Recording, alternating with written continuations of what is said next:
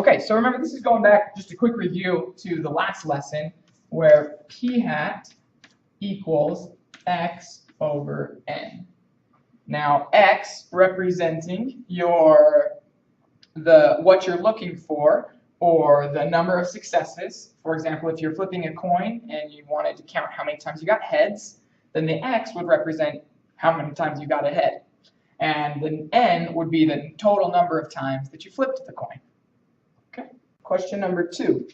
What is the formula for the Wilson's +4 estimate, p tilde, for a population proportion?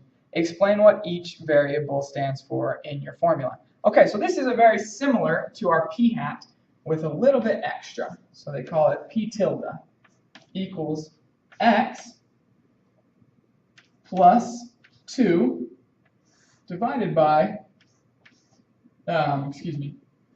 n plus 4. Hence the name Wilson's +4.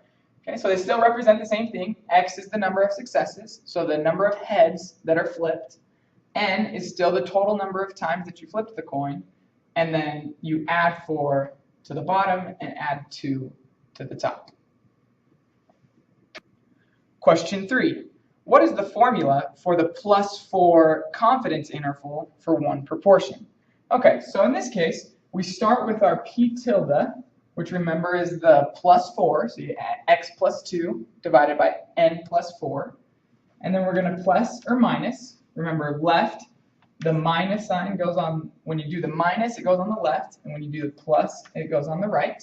So plus or minus the z star, and if you need a refresher on how to find the z stars, you can look back to Lesson 10 in Unit 2. The z stars times the square root of the p tilde 1 minus p tilde divided by your n plus 4. Okay, so that might be a lot to remember, but you can just remember that it's the p hat plus or minus your z star, which is just your point estimator, plus or minus your z star, just like the last time, and then the square root, and then this part is very similar to the standard deviation that we've done in the past, where you take your p, now tilde, times 1 minus p tilde divided by n plus 4, because you're dealing with the tilde. Question 4. What is the condition required to build the +4 confidence interval above? Okay, so in order to build that confidence interval, you have to have an n of greater than or equal to 5. And remember, n is your sample size. So you have to have at least 5 tosses of the coin, or whatever it is that you're doing. You have to have 5. Question 5. If no prior estimate for the population proportion p is available, what is the sample size formula to get the needed sample based on desired margin of error? Okay, so we've done these in the past where we algebraically mix around the equation for solving for sample size n instead of solving for the m, which is what we normally do. So our equation becomes n equal to z star divided by 2n squared. Okay, and then we can use that to find if they want us to get within a margin of error of, say, 5%, so maybe it's 0.05 or whatever it may be, then we can plug that into there and then solve for our n. 6. What is the test statistic for a hypothesis test regarding the population proportion?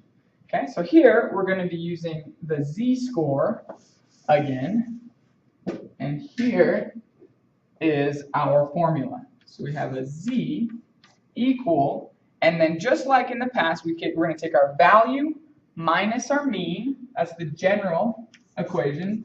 Value minus mean divided by standard deviation. Okay, so that's kind of the generic form.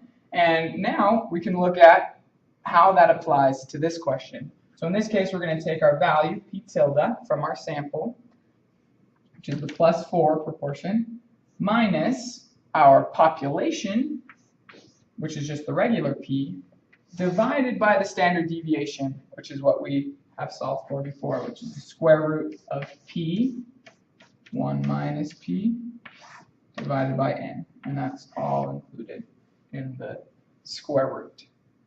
So that can tell you your z-score, and it looks really messy, but if you think of it as value minus mean divided by standard deviation, then you can just remember each of the individual parts. Question 7. What are the conditions that need to be satisfied so the sample size is large enough that the central limit theorem suggests the sample proportion p hat is approximately normal? Okay, so in order for the p hat to be considered normal, we have to have n times p has to be greater than or equal to 10, and then also n times 1 minus p has to be greater than or equal to 10. Okay, so in this case, the central limit theorem is no longer 30 or above, it's now both of these. And make sure to always double check both, because sometimes you have an n times a p that's greater, but an n times a 1 minus p will be smaller. So just make sure to double check both. Question 1. Find the proportion of those surveyed who have been in an automobile accident in the last 5 years. Okay, so the p hat that we're looking for in this case, remember p hat is equal to x over n, and our x is the number of observances, or what we're looking for. And so we're looking for how many were actually in an accident. And so in the first line there of the question, it says that there were 684 in an accident. And how many people did they ask? It says 1,006. Okay? You plug that into your calculator and you get 67.6799, which is 68%. So 68% of students surveyed had been involved in an accident. B, check the requirements in constructing a confidence interval for this data. Okay, remember the confidence interval requirement is that n, the sample size, be greater than 5. 1006 is quite a bit bigger than 5. So we pass. We can carry on with the confidence interval. Question C, determine the margin of error for a 95% confidence interval based on this data. Okay, so we're going to use a 95% confidence interval, which means our z-star is going to be 1.96. Okay, and then we're going to multiply by the square root of the p tilde 1 minus p tilde divided by the n plus 4. Okay, so now let's plug in the rest of these values. So we have 1.96 times the p tilde, and if you don't remember how to find the p tilde, we can do that real quick. The p tilde is your x plus 2 divided by n plus 4. That's your p tilde. So let's work through that real quick. So p tilde is equal to, let's see, 684 plus, so 684 plus 2, and then on the bottom we have 1006 plus 4. When you plug those in, you get a p tilde of 686 divided by 1010. Okay, when you plug that into the calculator, you'll get the value that we're going to use right there in the p tilde. Okay, which happens to be 0.6792. 6792 times 1 minus 0.6792 divided by our n, which is 1006, the number of students surveyed, plus 4. Okay, and then if we plug that, all of this into the calculator, all this piece right here, we get our value of 0.0288. Okay, So that is the margin of error. And what that means is that on our confidence interval, we will be confident of the percentage within about 3%. So if we find that it's 68%, then we can be 95% confident that the true proportion of all college students in the United States that are involved in an accident is either plus 3% or minus 3% of that value. So if it was 67%, then it would be between 70% and 64%. We can be confident it's between there. D, construct and interpret the 95% confidence interval for the proportion of those who have been involved in an automobile accident in the last 5 years.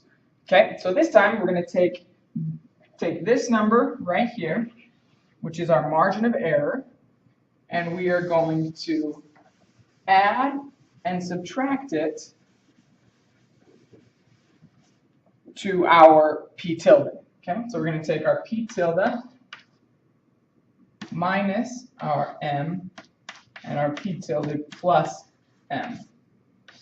Okay, so our p tilde being the 0.6792, and then minus 0.0288 and 0.6792 plus 0.0288. Okay, and so then if you type those into your calculator, you'll come out with the value of 0.6504, 0.6504, and 0.7080. Okay, so one more time, what that represents is that we can be 95% confident that in all of the United States college students, between 65 and 70% of them will have been in an automobile accident. Question 2, hypothesis test. Part A, state the null and alternative hypothesis. So our null hypothesis is the 60%, or the 0.60 in terms of the proportion. And our alternative is that you are interested, it says in the question that you are interested in testing a claim that over 60% of all students have been in a car accident.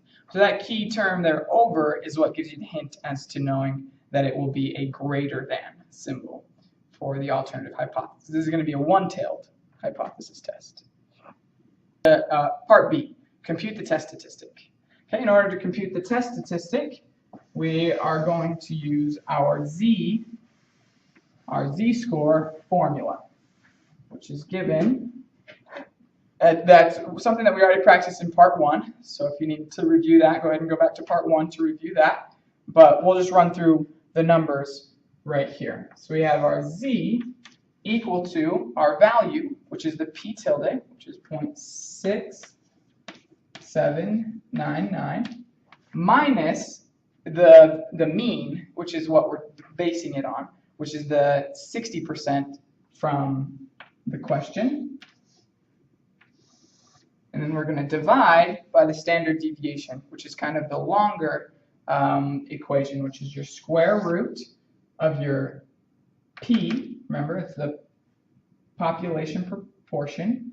So 0.60 times 1 minus 0.60 divided by your n, which is the 1,006 students surveyed. Okay, when you plug that into your calculator, you come out with 5.173, and that, remember, is your z-score, and we can use that z-score in the probability applet to find the p-value. Question C asks, determine the p-value based on the test statistic. So we come to our normal probability applet, and we type in 5.173, and remember the right side will be shaded because this is a one-tailed. We're looking at what is the probability of getting greater than 60%. Hit enter, and we find that our p-value is incredibly low. Remember, the e represents times 10 to the -7th.